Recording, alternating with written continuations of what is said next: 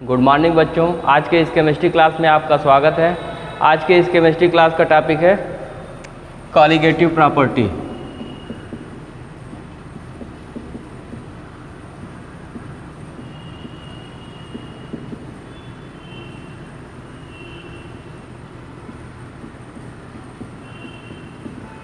Colligative property of solution. Solution के अणुसंख्य गुण।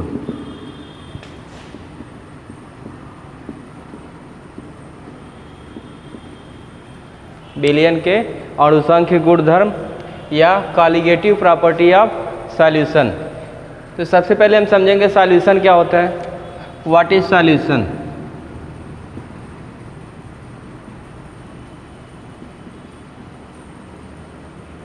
Homogeneous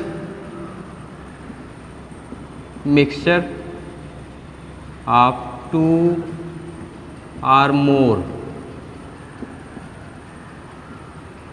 substance। Homogeneous mixture of two or more substance, दो या अधिक पदार्थों के समांगी मिश्रण।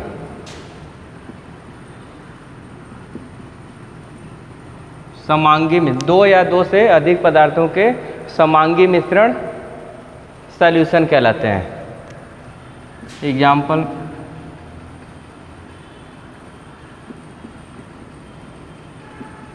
Solution of sugar in water, solution of salt in water,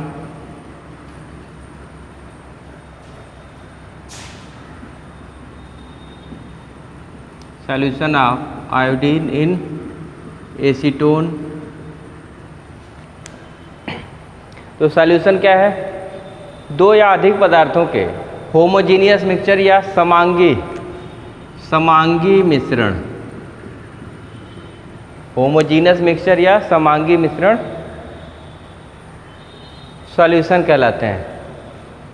अब समांगी मिश्रण क्या होता है? समांगी मिश्रण, what is homogeneous solution.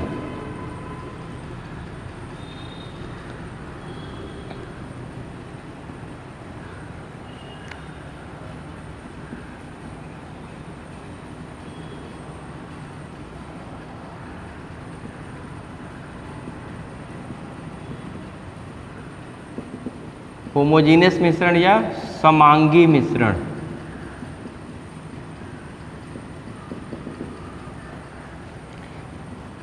Suppose that there is a container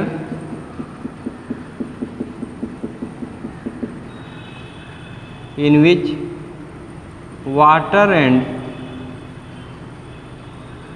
kerosene oil, this is layer of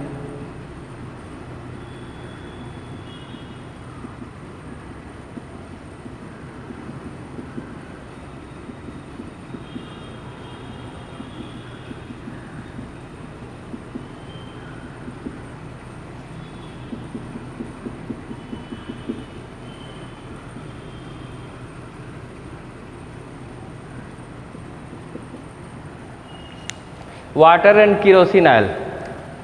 दोनों को देखिए, दोनों का फिजिकल स्टेट क्या होगा? लिक्विड।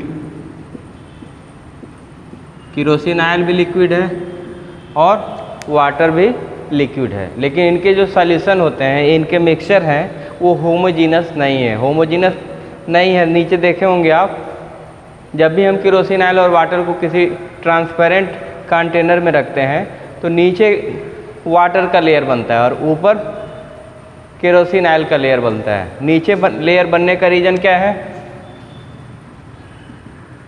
High density. जिस सब्सटेंस की डेंसिटी हाई होती है वो क्या होगा? नीचे जाएगा। और low density, kerosene oil low density के कारण वाटर लेयर के ऊपर डिस्टिंक्ट लेयर दिखाई देता है, पूरी तरह से क्लियर दिखाई देता है कि यहाँ से ये वाटर का लेयर है और वाटर लेयर के बाद ये केरोसिन ऑयल का लेयर है। दोनों लेयर बिल्कुल क्लियर कट दिखाई देते हैं। तो ये जो मिक्सचर है ये होमोजीनस मिक्सचर नहीं है। होमोजीनस मिक्सचर कब होगा? जब दो या दो से अधिक पदार्थ कुछ इस तरह से मिले कि पूरे as a whole body uniform structure की तरह से, uniform structure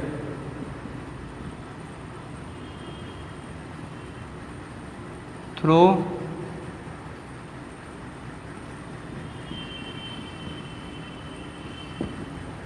uniform structure through whole volume, पूरे वॉल्यूम में एक समान एक रूपता दिखाई दे, उनके स्ट्रक्चर एक समान दिखाई देते हैं, वो क्या कहलाते हैं? होमोजीनियस। लेकिन केरोसिन ऑयल और वाटर होमोजीनियस का एग्जाम्पल नहीं है। होमोजीनियस का एग्जाम्पल क्या है?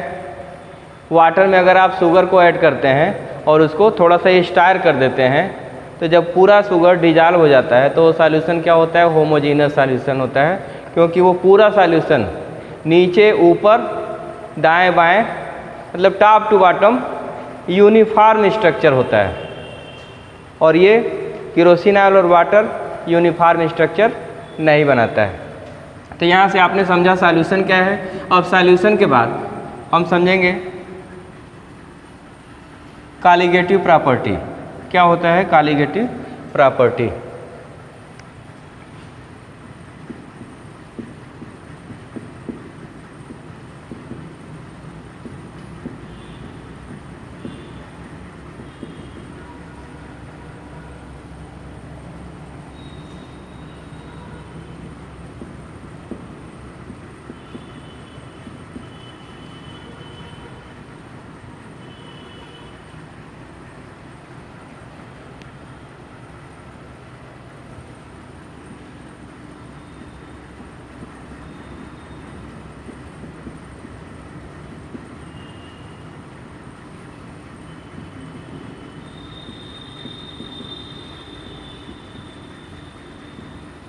विलयनों के वे गुण जो विलयन के एकांक आयतन में उपस्थित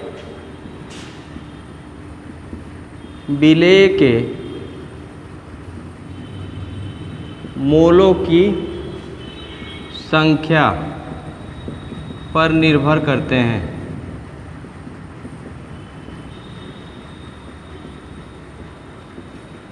अणुसंख्य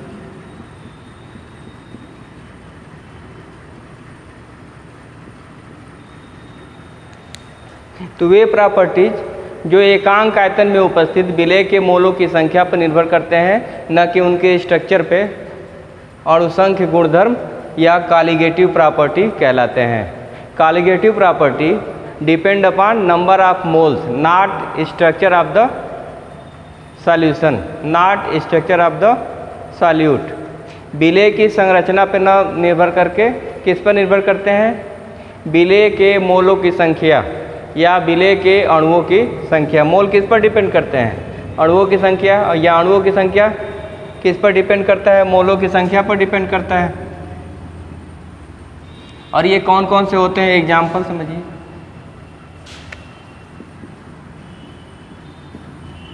osmotic pressure, second relative lowering of vapor pressure, third elevation of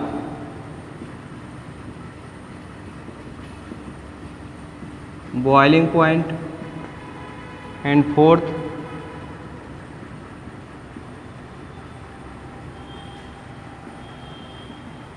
depression of freezing point. तो कॉलिगेटिव प्रॉपर्टी कौन प्रॉपर्टी होते हैं? वे प्रॉपर्टीज जो unit volume of a substance या सॉल्यूशन के यूनिट वॉल्यूम में उपस्थित सॉल्यूट के नंबर ऑफ मोल्स पे डिपेंड करते हैं, न कि उनके स्ट्रक्चर पे। Unit volume of solution, the properties which depend upon number of moles present in unit volume of solution. Properties which depends upon number of solute present in unit volume of solution.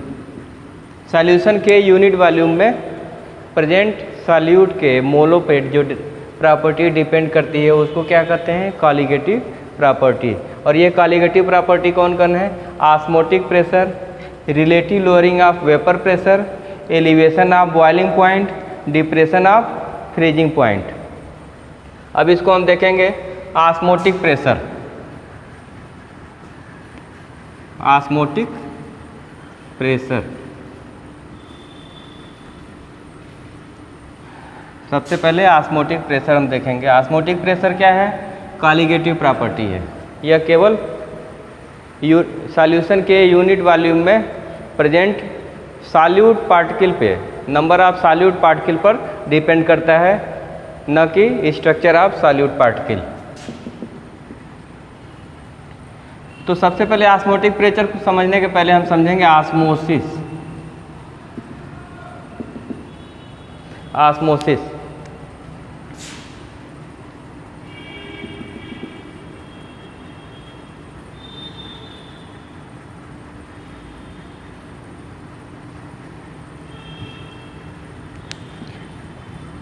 Osmosis को समझने के लिए एक हम general example लेते हैं।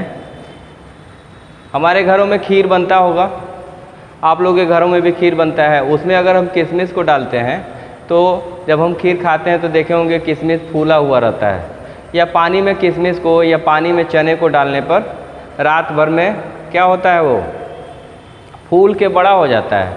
और यह फिनोमेना ऑस्मोसिस के कारण होता है। Flow of solvent molecules from semi permeable membrane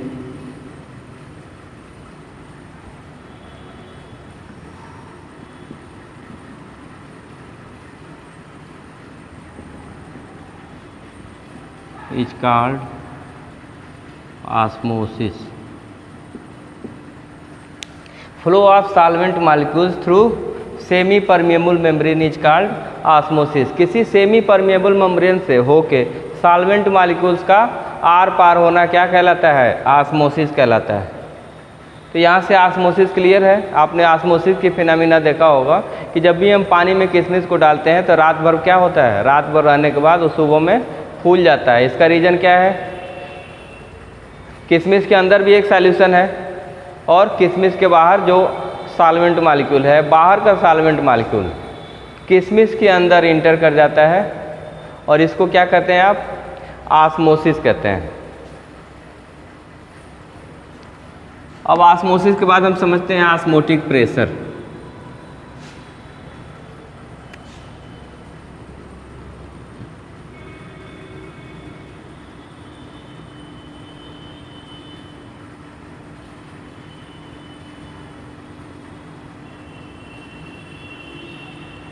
ये बीच में जो सेपरेटर है ये एक सेमी परमिएबल मेम्ब्रेन है। Semi permeable membrane.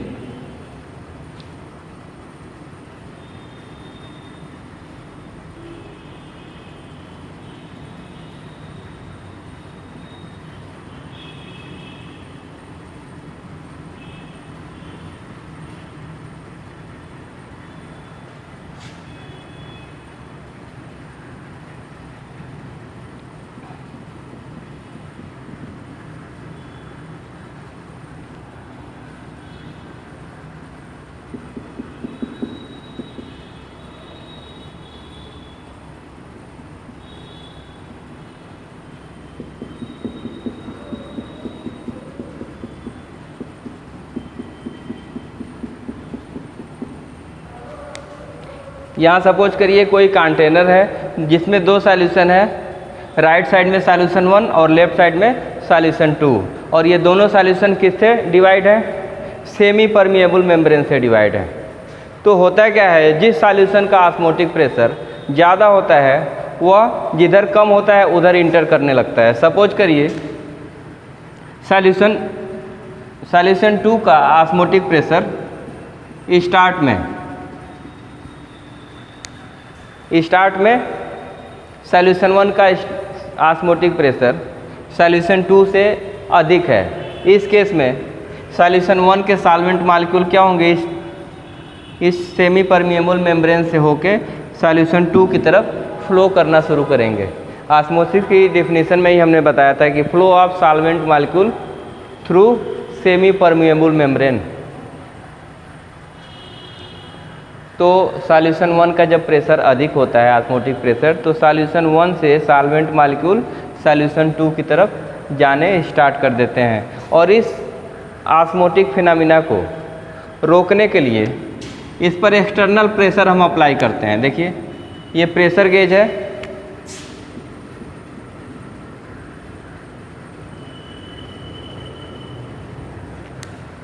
ये प्रेशर गेज क्या करता है, इस सॉल्यूशन पे प्रेशर अप्लाई करता है। उतना प्रेशर इधर से उतना प्रेशर अप्लाई किया जाता है जिससे इस सॉल्यूशन 1 के सॉल्वेंट मॉलिक्यूल सॉल्वेंट 2 की तरफ आने बंद हो जाते हैं। ये तभी संभव है जब सॉल्यूशन 1 और सॉल्यूशन 2 दोनों के ऑस्मोटिक प्रेशर सेम हो जाए। Osmotic pressure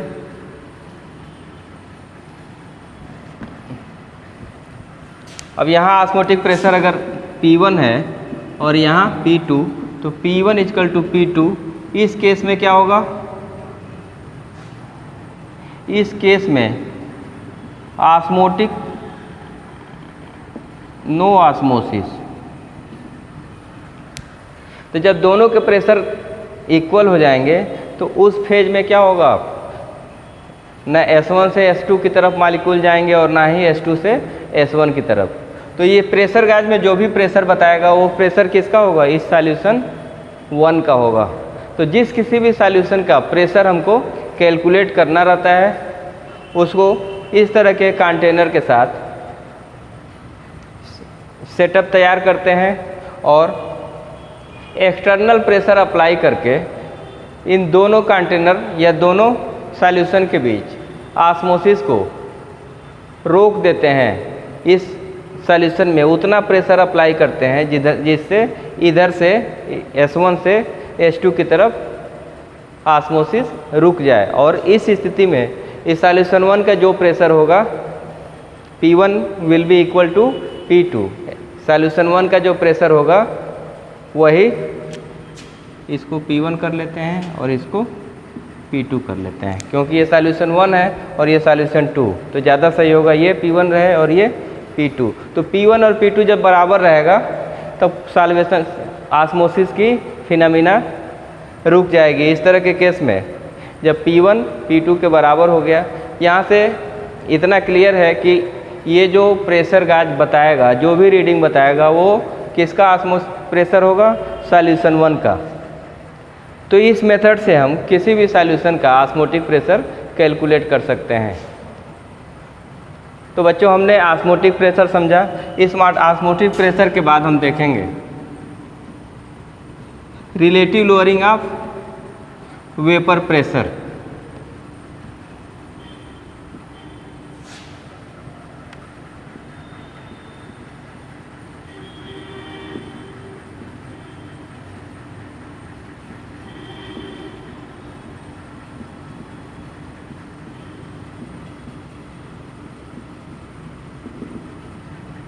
relative lowering of vapour pressure. Relative lowering of vapour pressure समझने के पहले हम समझेंगे वेपर प्रेशर क्या होता है। Vapour pressure, what is vapour pressure? Suppose that this is a container in which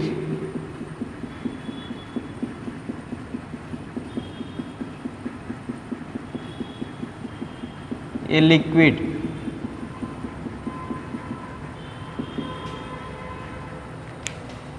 is filled.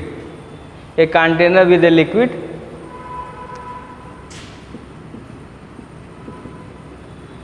this liquid molecules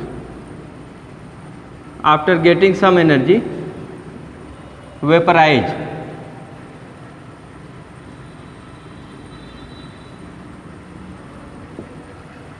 ये liquid के मॉलिक्यूल्स हैं, लिक्विड सब्सटेंस, और इस लिक्विड सरफेस के ऊपर just above the liquid surface इसके वेपर मॉलिक्यूल्स हैं।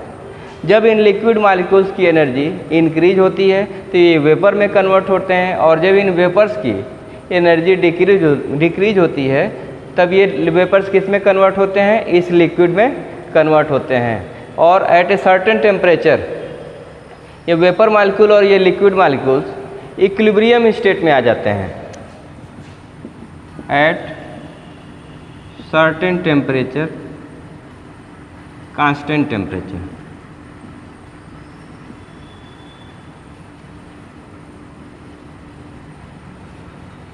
At temperature T liquid is equilibrium with vapour.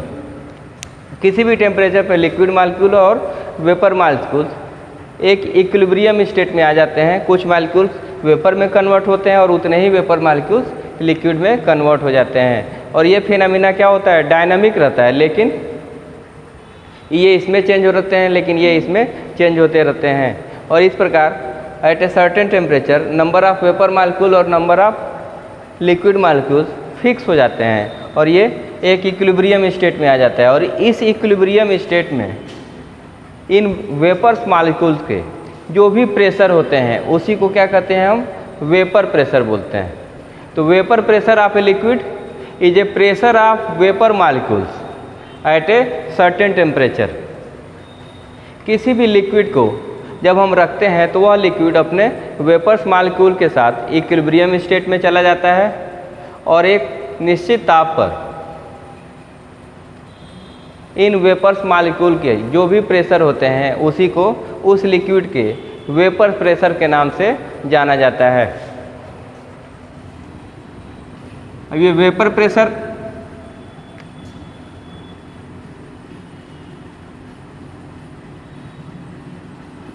proportional to absolute temperature T, and absolute temperature T is proportional to kinetic energy. Vapor pressure is proportional to absolute temperature T and this temperature is directly proportional to kinetic energy. That means vapour pressure directly proportional to kinetic energy. तो kinetic energy बढ़ने के साथ साथ क्या होते हैं, vapour pressures बढ़ते हैं।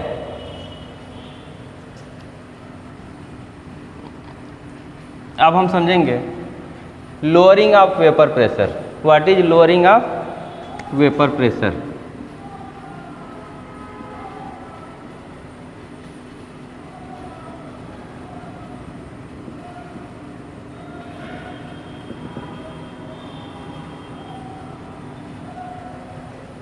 लोअरिंग ऑफ वेपर प्रेशर समझने के लिए आइए हम चलते हैं। Suppose that this is a pure liquid, pure solvent या pure water molecule, pure water. और यहाँ हम एक दूसरा एग्जांपल लेंगे,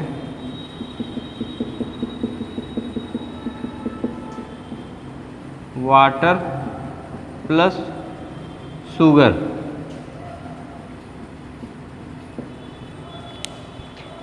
इस केस में हमने लिया है वाटर प्लस शुगर और इस केस में लिया है pure water. Only solvent molecule is here and in case solute plus solvent. Solution is here and here only solvent, pure solvent. तो प्योर सॉल्वेंट में वेपर्स मॉलिक्यूल यहाँ दिखाई दे रहे हैं। जब हम किसी प्योर सॉल्वेंट में कोई नॉन इलेक्ट्रोलाइट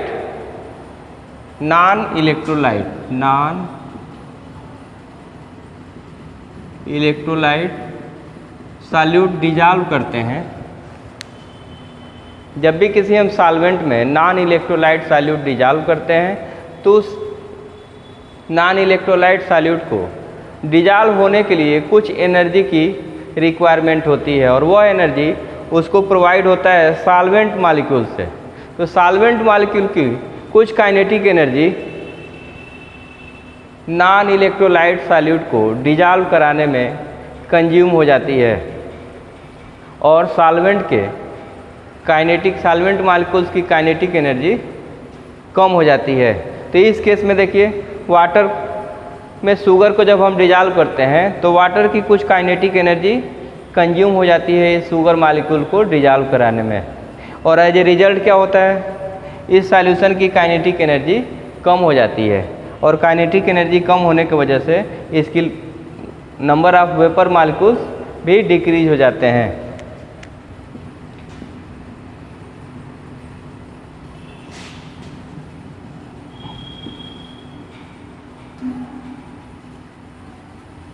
यह है हमारा lowering of vapour pressure, that is equal to P0 minus PS, where P0 is vapour pressure of pure solvent and PS is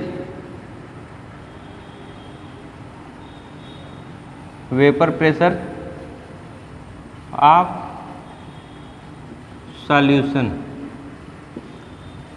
इसको फिर से समझ लीजिए, किसी भी प्योर सॉल्वेंट की वेपर प्रेशर अधिक होता है सॉल्यूशन से। क्यों ऐसा होता है, जब भी हम कोई सॉल्यूट मॉलिक्यूल को डिजॉल्व कराते हैं तो सॉल्यूट को डिजॉल्व होने के लिए कुछ एनर्जी की रिक्वायरमेंट होती है और वह एनर्जी किससे मिलती है, सॉल्वेंट मॉलिक्यूल से मिलती है। तो सॉल्यूशन में सॉल्वेंट मॉलिक्यूल्स की कुछ एनर्जी कंज्यूम हो जाती है, इस कारण इनके वेपर्स मॉलिक्यूल कुछ कम हो जाते हैं और यही कारण है कि सॉल्यूशन के वेपर प्रेशर सॉल्वेंट की अपेक्षा कुछ कम होते हैं और यही कमी कहलाता है lowering of vapour pressure. Lowering of vapour pressure क्या है, when we dissolve non electrolyte solute in a solvent there is some energy required to dissolve non electrolyte solute and this energy comes from pure solvent molecules. That's why in solution there is somewhat kinetic energy reduced in comparison to solvent molecules and number of vapors molecules is also reduced from vapor molecules of pure solvent, and this lowering is known as lowering of vapour pressure. इसके बाद हम देखेंगे relative lowering of vapour pressure. Relative lowering of vapour pressure is a colligative property.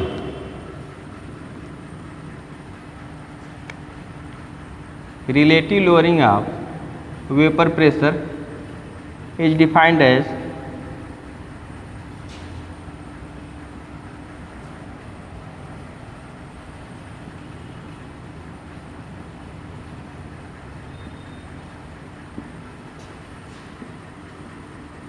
relative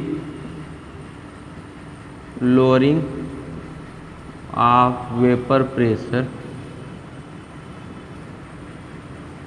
is just equal to mole fraction of solute। और मोल fraction of solute क्या होता है, number of moles of solute upon total moles of solute and solvent, and this is relative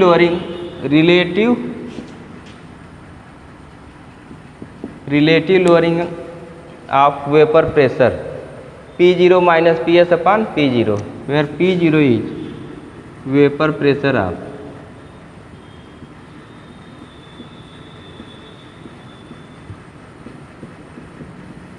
pure solvent, PS is a vapour pressure of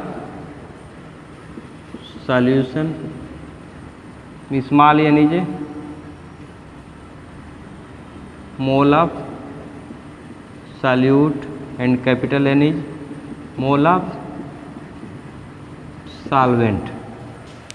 So relative lowering of vapor pressure P0 minus PS upon P0 is just equal to mole fraction of solute, and that is N small n upon capital N plus small n, and this equation is known as Raoult's law. Raoult's law. तो Raoult's law क्या है? Relative lowering pressure of a solution is just equal to mole fraction of solute of that solution. किसी भी temperature पे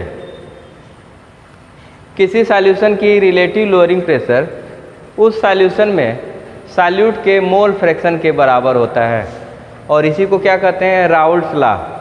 Raoult's law की कुछ limitations हैं।